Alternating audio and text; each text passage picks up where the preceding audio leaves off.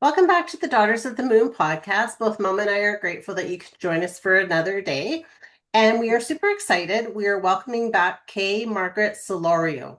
She is an intuitive guide, energy mentor, and author of Make Ease Your Vibe. As a certified angel Reiki master and creator of the Home Frequency Reset, she clears energetic clutter and realigns spaces to support peace, clarity, and personal growth through her top 10% globally rated podcast, Intuitive Wisdom, one-on-one work, and teachings on energy and environment. She helps people feel seen, supported, and inspired, creating deep alignment in their homes, hearts, and lives. So, welcome back. We're super excited to have you on the podcast with us today. Thank you so much. I'm very excited to be here. So, can you tell us what you've been up to since the last time that we've were on with you? Yeah, I think it's just a refocusing and growing. I mean, you both know as energy healers, the more you do it, the more kind of opens up that you can do. Well, I think as I work with the angels, I'm more comfortable and can do more different types of clearings or come across different things. I've just refocused more, so kind of locked down and expanded on working on homes and spaces. And I wrote a second book, but I haven't published it yet. I kind of set that aside to focus on spaces. And the podcast you just mentioned is doing really well, so that's exciting. And putting energy in that, kind of That, giving it an upgrade lately. that is Nice. wonderful. That is really great to hear because it's always good to get these messages out on the podcast that we're helping people to see all the different options for them that are out there. And for you doing it working with the angels and doing the energy healing and space clearing is amazing. Thanks. It's so validating. I think it's such a wonderful, for lack of a better term, medium. Just like I love podcasting as a platform, and I think it's so much fun that when you open yourself as a channel, you know it's good, but then when you get those validations back from the person you're helping, you're like, right, this is really special stuff we do. It That's the it is. truth. So, can you remind people how you work with spaces? Because I know everybody that clears spaces or works in that does a little bit different. So, can you just let people know how you work? Yeah, absolutely. And I agree. We all have different modalities and techniques. Mine came from the angel Reiki work that I studied or my certification. So this combination of Reiki and mediumship. And a little over a year ago, the angels kept putting things in my way, so to speak, about spaces. And I've always loved spaces. We grew up a lot, and the other way. When I was growing up, we moved a lot. And I saw a lot of spaces. I always felt something but didn't have the language to put to it. So when I started, I had just asked and I received a download of, okay, here's how you can take this and apply it to spaces. So I actually get hints about how the chakra system lines up with your space. Each home is different, but it always comes through that one room is the crown and one is the root and all the seven main energy centers. And those for me are really clues about how you can connect and utilize your space or how your space is supporting you. I work mostly remotely, so my clients send me their intentions. So sometimes they're looking for better communication in the house, sometimes to connect with their intuition, whatever there's that stage of transition or transformation they're in. There's the intention and then a quick sketch of the home, a little blueprint. Usually it's just hand drawn with each room labeled. And then I use my hands like I would with Reiki to go room by room. I usually do the outside of the space, the home first, and the front door, and I take notes. So I follow up afterwards with a report of room by room what came, and I just listen. Basically, I work with the Archangels. I start like I did with people. When I start taking my notes, I of course, clear my space first when I start, and then I tune in. And I use different tools, whatever intuitively I'm kind of called to. I have a sound bowl, I have crystals, I have a smudge stick that I use. I always love that intention and speaking blessings. Our words are so powerful. Often use that too. But I call in and I ask who's here to help clear the space. And typically it's 1 to 3 archangels that step forward with their teams and maybe a loved one that comes across. And then we go room by room. And there's always little tips. That's one thing I really enjoy about working with with angels and spirit too, that for me at least, it comes across so subtly of like, oh, if you wanted to, you could really help the space, or you could help yourself. There's an option. It's never, free will really reigns. And so it's always like, here's something you could do in this space if you wanted. And there's always, so I write down all those little hints. And then if it's a deep home reset, we meet afterwards too to answer any questions. Wow. Beautiful. That, and I love that you can do it remotely like that by, I think it's great for people to understand that like when you're doing energy work, you don't necessarily have to be in the same space as the person and be able to, call on the archangels to get the information. So I think that's amazing. Do you think people should do a reset of their homes a little more often than we do? Probably. I think it's something we're just not aware of.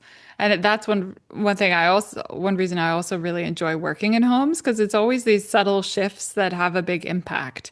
I think we all think about when somebody comes over to our home, like hosting and that vibe, that mood, that energy we're setting.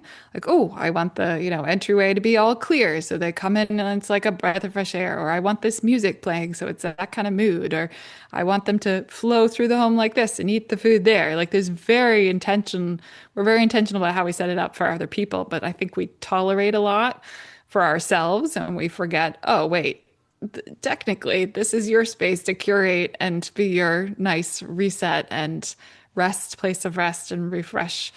And what are the little changes without getting overwhelmed where that can subtly support you? So it's almost like you don't even notice, but as you walk through your space, you feel better. And then that, like we know in all the energy work, when you raise your vibration, that ripples out into everything you do, makes everything a little That's true. easier. Yeah, Mm. that's true. Well, and I can say because I've been clearing out a space today, and it's quite funny because it's like, oh, I didn't realize I actually had so much stuff so jammed in this closet. And it's like, wow, okay, how did that all fit in there for one? And, do I even need all of this stuff anymore, right? So Yeah. it's always interesting to go through things.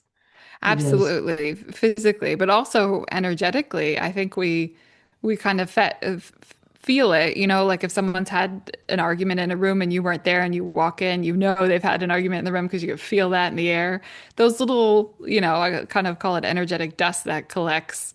You might forget about it, but it doesn't really go away, and you kind, it's these little like irksome things that clearing that out really helps you Yes. flow. So, how do you suggest to people if they wanted to clear their space to kind of shift the energy in our space? I know for myself, I will use like my sound bowl or sometimes Palo Santo. It depends. But what do you suggest for people when they're looking to clean, like just move that energy? Yeah.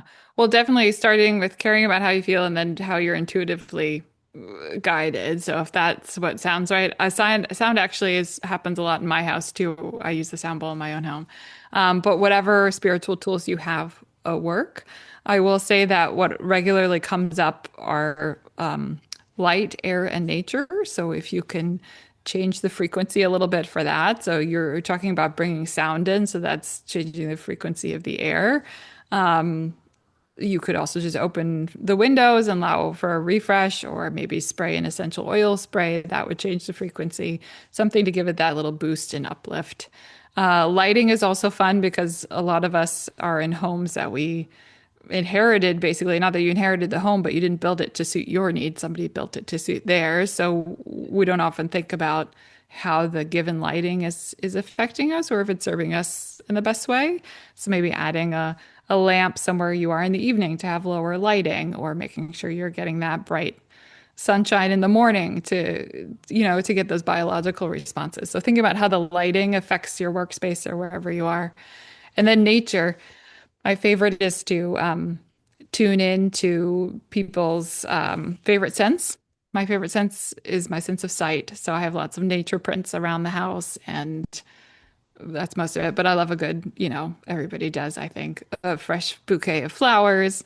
If you Mm, like sound, you might do nature sounds quietly in the background. So it's not really something you're focused on, but it's just something that's helping lift, or a nice scented candle, that brings you joy. So those three elements usually, if you can tweak and raise the vibration a little bit, they're kind of background white noise, so to speak, that really helps support you. I love that. And there is nothing better than fresh flowers in the house. That's one thing that Right. I treat we myself to both all the agree. time because they just bring me joy when I come into the house. And it's so funny because my fresh cut flowers actually tend to last a very long time.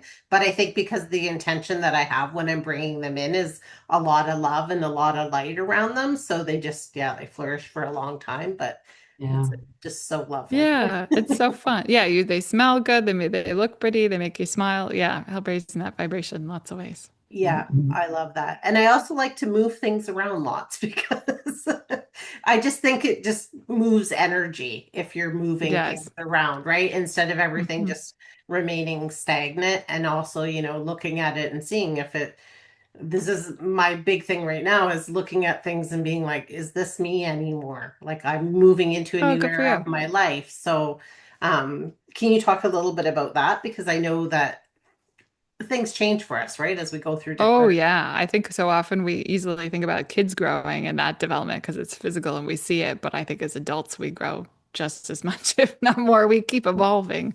So there is definitely that change. And that's a lot of the work I do is that idea of setting up the space to align with who you're becoming and not who you were. There are many things from inheriting pieces. I had a woman who had a big coffee table she used to trip over all the time and didn't want to give it away because she felt badly because she, received it from a great uncle or something, but it wasn't really serving her. So there are all these emotional ties, these energetic cords that connect us to all of our things. So giving yourself grace and addressing that, but seeing what comes up. So if it does bring back memories of somebody you used to be, and that's not how you like to react to things anymore, then yeah, it's probably not a positive energetic anchor in your home. It's probably weighing you down a bit. So to keep that in mind, or I love what you were saying, if you could repurpose, that's one of my favorite things. If I always try to shop inside my home first. If like one of the kids needs a new setup, then I go, okay, what do we have here that's not really getting used that you could really use in your space and shift things around? I think that's really fun. Yeah, yeah, I agree with that because it just, and I mean, I think mom always did that when we were kids growing up too, right? She would move things around, try to make it pretty and yeah, and repurpose a lot. Like we had, bookshelves made out of like bricks We and sure. wood and things like that because that was what was around and it adopts into your space and you learn to love that kind of different look too, right? Because Yeah. we all have our own sense of style, which is great. Hmm. That's another thing I love about this work. There's no right answer. A lot of times it's like, oh, to feel good, you need to completely be minimalist and clear everything out. Like, well, that doesn't make everybody feel good. Or, some people love dark red walls and that's comforting, and that is not comforting to me, but it's getting Right. to align with what works for you. I think that's really special too.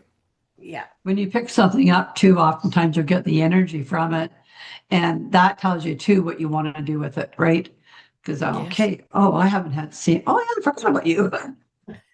You know, Yeah, put you up especially if here where you're I can. yeah, wonderfully intuitive, then you can really pick up on it. But even you're right, just acknowledging your emotional attachment to it, Yeah, for me, it's always the year rule. If I forgot about it for a year, it's probably not essential for me. I find it quite funny because I was always having a hard time of an empty space. And so by that, like I mean like a cupboard or a drawer that has absolutely nothing in it. And it was like, yes, but how like that's not I should fill that with something. And then it was Oh, like, but why? Why do I need to fill that with something, right? If something comes along that's right for that space, it will come along. But just creating that space, it actually gave me a real sense once I could get over that. need almost of having to fill it, it gave me a sense of freedom, really. I love that. Yes. Often I'm advising others to go ahead and clear out the space to make space for that energetic new fresh opportunities or new abundance or make space for something you're trying to manifest. You're just making that space and allowing it, like you said, getting to a place where you can be comfortable that something is coming to fill it and it's going to be wonderful for you. It is, yeah, that's great. I used to have a lot of things around the house and didn't want to throw them out. And Kimmy came over and she said to me, Mom, just take pictures of them and then you'll always have them, and you'll always remember them through the pictures. And then that way you can give them away or do whatever with them, which was great. But it's interesting because since she said that, I've very seldom gone back and even looked at the pictures. So it tells you that you're just hoarding, basically holding onto Yeah, but I something. think so. Sorry to interrupt. I think No, that happens also when we inherit rules that weren't ours. There's perhaps your parents lived in a time or a place where that was a necessity. Like it was really helpful to have that skill of repurposing everything and not putting anything out. In the world we live in now, not as helpful, you know? So I think it's interesting for me when I come across, I have that same thing. One of my biggest shifts was when I changed our kitchen bowls. I couldn't get rid of them even though they were all chipped. I was like, they're not broken. I can't do it. And then I realized, well, okay, wait a second. I started doing more of this energy work. I'm the adult. I can get rid of them. It's going to be okay. I'll go buy some new bowls. It's not that big of an investment. And I still get happy to see them just because they're not chipped. I feel better about what I'm presenting myself and others with. That was an inherited rule for me as well. You don't throw anything away until you really can't use it. that's the truth. Same if I gave Kimmy some dishes and I went to her house and said, where's the dishes? She's like, I can't use them. You gave them to me, Mom. And I said, no, I want you to use them. I want to see them, Yeah. right? So Yeah. she Yeah, did. that's another thing. Waiting till somebody else, good enough or whatever, the queen comes over and you get to use your dishes or your pretty stuff when it's so much more fun to bring about, even if it's just for It the is. holidays. Yeah. Oh, absolutely. And I think too, when we take time and really give ourselves that pleasure of using something like that and making maybe a big deal out of it. So it's like, oh, like how nice is this? I can have this tea in this fancy Mm, teacup or something like that, and just really making even more memories with that object than we would Yeah. if it was just sitting inside of our cupboard. yeah. And again, raising your vibration, you're aligning yourself with something a little nicer and going, yeah, this is for me. This is now where I'm operating at. It's Yeah, nice. It's a reflection back to you. it It is. is. Can Mm. you talk to people? Because I know that there's a lot of things where we can manifest some abundance or somebody into our lives or those kind of things just by changing the energy and moving things in our space. Can you talk a little bit about that? Sure. What comes up in my work a lot is the front entranceway. So symbolically, the front entrance of your home, even if it's not the one you use regularly. We in our house often use the garage door to come into the home and not the front entrance of the home. But that front entrance to the home is that symbolic welcoming of the energy as well, of the abundance, of the opportunities. So just being mindful of that and keeping it nice, clear, easy for the energy to move through. Once in a while, knock down the cobwebs outside the front door, like just give, something that's well tended, giving it that respect and feel allows for that energy to flow in and welcomes the abundance and the opportunities. And then, kind of as we started touching on before, making space. So if you're looking to manifest a partner, then making space for that partner in your home, whether that's, setting up the other side of the bed and leaving it be, but just recognizing, starting to live in that environment as if, and allowing for that possibility, not closing in the opportunity of this is exactly what it has to look like, but just giving that breathing space for that energy to move and to come in. That can really help. Hmm. Yeah. Well, you're really just letting that chi kind of move it through your house when you're doing that then, right? Yes, exactly. And decluttering a little can help remove obstacles so that energy continues to move in the front of the house and out the back. So exactly, it's that allowing that energy to move through, raising the vibration, feeling good yourself, all those things help you to be a match. Yes. Right. It's interesting because we in our house, we have what's called a no thank you box. And so that's when I'm done with it and it's kind of not in bad shape. So I can either, repurpose it to somebody else or I can donate it. That's And fantastic. so we put it in this box and then usually family comes over and digs through it first. And then whatever's left, we donate. So it was funny because our granddaughter lives with us, and so she does it every once in a while. She'll do a mad clean of her room and put a bunch of stuff in, and then people were going through and they're like, I gave you this. I'm like, okay, new rule with the no thank you box. You can go through, there's no judging here. It doesn't Yes. matter if you gave it to them. Don't put that on her because I don't want her to have that, right? I want her to Right. have the opinion of this doesn't fit me or this isn't who I am anymore. You know, I haven't liked this since I bought it. That kind of energy, right? So, Yeah, Well, I love that. I'm gonna use that idea, by the way. We're gonna have a no thank you box soon in our house. So that's fantastic.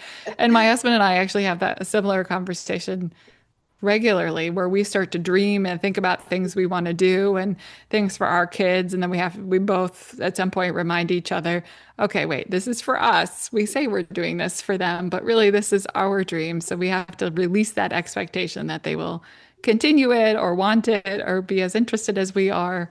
Yeah, that's really tricky, but it's true. It's not helpful to put your stuff on somebody else. no, yeah, it's not. And I think that even that's like when we inherit things, right? Or we give things, it's like you can't be offended if somebody is like, this doesn't really fit my space, right? Right, So, or if they've used it and then they've moved on to a different phase in their life, it serves a purpose for its time and it can still bring joy and the thought can bring joy. The energy exchange, I tell my kids all the time, it usually comes up in the negative that they're like go about to fight each other. I'm like, you don't even have to do the physical part of it. That energy, that intention, it means so much and it's transferred anyway. So that intention of loving and giving transfers, whether the physical thing is a perfect match. And yeah, I think that's fantastic that your granddaughter already can be like, okay, I'm not going to carry the extra baggage around. yeah, it's great. You know, yeah, it is because I think it's really hard when they have to carry that with them, right? That feeling of like even with mom, right? Like being able to say to mom, like, I don't care if you get rid of that if I gave it to you. Like if it's not doesn't bring you joy anymore, it doesn't fit in your space, then get rid of it. Like, Yeah, or even you left it with being able to talk about it. I think it's really yes, cool that you talk about it because I think a lot of these, at least the ones I inherited, the rules were unwritten, unspoken rules. It was just kind of like a fact. You didn't cross that line, you and did. if you did, then you got in trouble. Yeah, So that kind of stuck. Like, oh no, we don't do that, and then you just never question it. So it's fun to talk about it and go, oh yeah, look, your things do affect you, and they are here for different parts of your life, and that's okay. yeah. Sometimes we keep things too that are broken or cracked, and it's not good energy, so you have to remind yourself, like, get rid of that. Do you Letting really go. need it?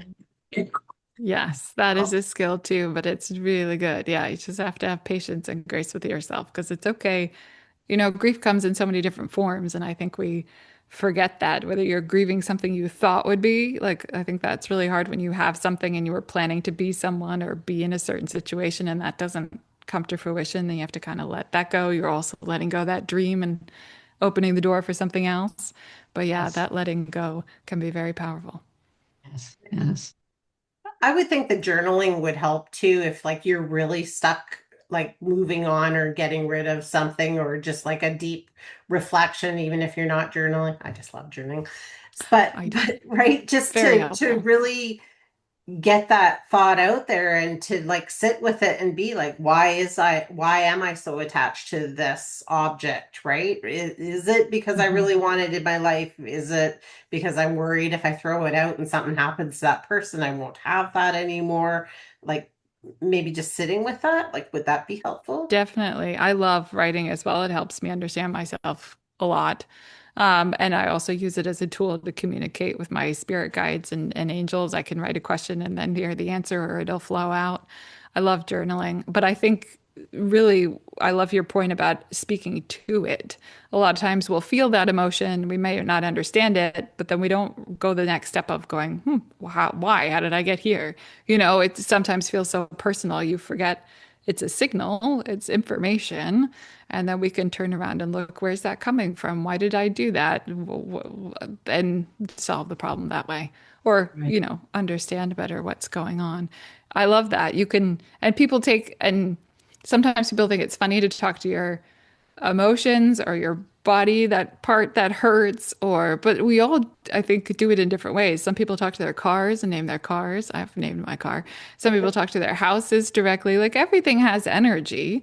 And I think Yes. when we give ourselves the permission to interact with it, whether it's speaking to it is one way to do that, it allows for that flow and you can receive the information.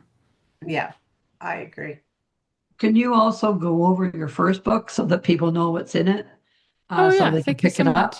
Yeah. Yes, it's called Make Ease Your Vibe. It's available on Amazon. This came from the first 3 years kind of my personal development journey. When I learned about mindset shifts, I had a lot of negative self-talk. So changing that over, learning I maybe couldn't control my first thought, but I could control the second one, and little tricks like instead of saying should all the time, I should do this, I should do that, learning to change that should to could, and kind of owning that power. So there are lots of little tips and tricks that I learned that just helped me so much. I would say my life didn't change, still hasn't really from the outside in, but from the inside out, it's a 180. I feel completely different. So these are what helped me get there. That's also when I started learning about energy and the law of attraction and how we're our own magnet and how the energy around us, the world around us, is a reflection of that. And that awareness allowed me to start learning about limiting beliefs and not taking things so personally when they came at me and going, well, wait a second, how did I attract that? Like it was more of a curious, allowed me to lean into the curiosity. And then it also talks about time. For me, my relationship with time was changing that was a big shift. So I used to always, before COVID was the big change for me. Before COVID, I would always race time. I'd wake up, now I know you can wake up and talk to the angels and meditate or like slow into your day and tune in. Before COVID, I was doing the opposite. I would wake up and I would lay there for a minute and I just imagined like heavy medieval armor coming on me. And it was like, okay, time, you and me. We're going to have it out and we're going to race and I'm going to beat you to the sundown and make sure all of my family has what they need and my job has what it needs and going to do my best to keep the world turning or whatever I thought I was doing. So it was always this race and I always felt like I never have enough time. I never have enough time. It felt really heavy and bad. And I didn't understand that now I do, and I've described it in the book that that's a cosmic order we put out that you can say I have more than enough time, and then that's what the universe brings you, this more ease and flow once you get into a rhythm of believing it, and also that the expectation of time. I think maybe from our conditioning, I know like when we go to school, we're expected to be in school from this time to this time. Or when you have an hourly day job, your value is in punching in at the beginning of the day and punching out at the end of the day, less on the productivity. I mean, you need to be productive in some sense, but the real value they're like counting is the time that you're there. So that, speaking of inherited rules, that really I saw seeping into my own life of like, oh, like when I wrote the book, I said, oh, everyone says you got to take time off and go to Bali and hang out for 6 weeks, not talk to anybody and write. And I was like, well, that's not realistic. I have two small children and lots of other things to do. So I set a timer every day after dinner that summer, 15 minutes, and just said, I'm just going to see what happens and I'm going to write. And in 6 weeks, I had my first draft done of this book. So it Wow. was just stretch my mind of, oh, wait a second. One, single tasking is super powerful when you focus your energy and attention. And two, it kind of, I mean, we have that phrase a little bit in our culture of like, it takes the time you give it. You know, like you hear people who are engaged to get married for a year and it takes them a year to plan the wedding, and people are engaged for 3 months and it takes them 3 months to plan a wedding. You know, like it kind of takes the time you give it. But applying that to your day to day and opening up that door of, oh, you know, I expect my commute to take an hour. Well, what if it took 40 minutes today? Is that a you know, like all these different things of how it could be easy, and shifting that relationship with time. I love to say time is squishy. You know, like when you're having fun, it goes real fast. And when you're not having Yes. fun and you're in pain, it takes forever. So it's really that experience and how we experience time. And then that leads into the energy and the mindset stuff too. So that's all in Right. there. I love Nice. that. And So, that makes sense to me. yeah, when is your book going to be released? Well, that one's available on Amazon. It's called Right. Make Ease Your Vibe. And then I wrote another one about podcasting that I'm taking a break from. I haven't edited it yet. So hopefully Okay. next year. Cool. Very, Good. very nice. It's always interesting because I have a morning practice that I do, and it's like a non-negotiable for me. And so I was finding that I was feeling very rushed in it. So I'm like, you know what? I'm going to get up half an hour earlier, but I don't ever look at the clock when I'm doing my stuff because I just trust that I will be done in enough time to then get ready and for my day. And it's so funny because I almost always look and I'm like, oh yeah, I still got an hour to get ready for work. This is great. Okay. But it's So that awesome. trusting, right? Is because, like you Yes. said, time is squishy because if you trust that it's going to be what it's going to be, it just starts to become that for you. Yes. I Yes. found it doesn't feel any different. I don't know if you've had a different experience, but I don't feel time moving more slowly or moving faster. It feels the same, but it's what you said, it's that trust. It's like, I know it's all going to work out. I know I'm going to have more than enough time. I know I can, you know, do whatever I want. So it just flows. And then, like you said, you finish and you look down and you go, oh, yeah, I got plenty of time. Well, I laughed today because I was talking to a girlfriend because I'm on holidays. So I said, you know, she said to me, "Oh, well, if you've got time, we could have a chat and stuff." And I'm like, "Yeah, okay." I don't know what our plans are. And I said, "I'm having a really hard time with that, not having set plans set out." And she goes, "But maybe your plan is just whatever you're doing." I'm like, oh, yeah, probably, but I'm really having a hard time, right? Just because you're so used to having your Planning things dates set out out, and making right? it So happen. And yes, absolutely. yeah. So she's like, just trust, it'll be fine. I'm like, oh, okay, this is really hard for me. But it's good. And yeah, I'm surely you'll gain new perspective and have even more amazing ideas come from the experience. Yeah, True. I love True. that. So if you had something to suggest to people from your book or from your practice, what would you suggest to them to put into their spiritual toolkit that could help them out? That's a really good question. Um, what comes to mind right away is kindness. I think we overlook how wonderful of an impact that can have, whether it's being kind to yourself with your thoughts, being kind to yourself and when you're trying to work through something, you know, with you're working through with a non-schedule and that's seemingly supposed to be easy, but it's really, really hard, you know, giving yourself grace and kindness and just going with it. I think being kind to others, you know, telling someone they're doing a really good job because they are, you know, if you witness something nice that they're doing, everyone's carrying so much that I think that ripple of kindness really raises the vibration. And at the end of the day, it is what like life is what we experience. So Yeah. why Mhm. not? Yeah. And it's such, you know, it's such an easy thing in your toolkit and it takes practice. You can call it a practice itself. Um, because I think, like you said, we're either trained to be really productive or we're trained to do this or that or focus on different things that we forget that in any moment we could just pick the kind choice and it's all going to be okay. It's one of those things where you trust that too and go with it. I think that's really powerful.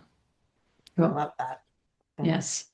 Yeah. I think too often we don't give ourselves enough kindness, enough grace, enough Yeah, space to be able credit. to That's the just, truth. right? Yeah, Like, that's the it's truth. okay that I did nothing and stayed in my pajamas all day, right? Like, we have to honor those times too of maybe what I needed was that rest, Some, that space. some Yeah. self-love. Yeah, exactly. And in a, not complicated way of, like you said, just letting yourself be and know that you're enough just the way you are, and it's all going to work out, even if you're not running to go get stuff done, charge into action. True. Exactly, That's exactly. Just true. allowing. So can you tell everybody where, well, your book's on Amazon. Can you tell everybody where they can find you? Yeah, thank you. The best place is my website, deliciousEase.com. I have a free quiz right now, deliciousease.com/quiz about home energy. So that asks you about 7 questions. And I think it's fun because you get to start to understand how that your environment affects you and that relationship. But yeah, everything is there on the website. Nice. Wonderful. Well, Beautiful. it's always been such a pleasure talking to you because you give us such great ideas to think about, just like in general of how, in our space, and as well as kind of just living life and thinking about things in a different perspective. So we really appreciate you coming on again with us and Yeah. sharing space. Thank you So so much. yeah, you're welcome. And if you had a final thought to leave with everybody, what would it be? Um, I think appreciation. You're making me feel very appreciative in this moment. You're great to talk to, but it's wonderful to be here. But I think that too is such a tool in our little energy toolkit that raises the vibration, and it's a perspective shift, and it's really easy. What is it? Do you ever listen to Esther Hicks, Abraham Hicks? Hmm. I think they call it a rampage of appreciation, where if you're feeling kind of low vibe, you can kind of create an appreciation storm and just start listing things around you that you appreciate. And before you know it, that's your viewpoint. True. So do yourself a favor and find a few things you appreciate today. Wonderful. Well, Yeah, thank you so much. And we do appreciate you and appreciate you spending time with us. So thank you so much for coming me back too. on with Thank us you. again. So, Yeah. Thank you. Thank you. okay. And everybody else, we will see you on the next one. You bet you will.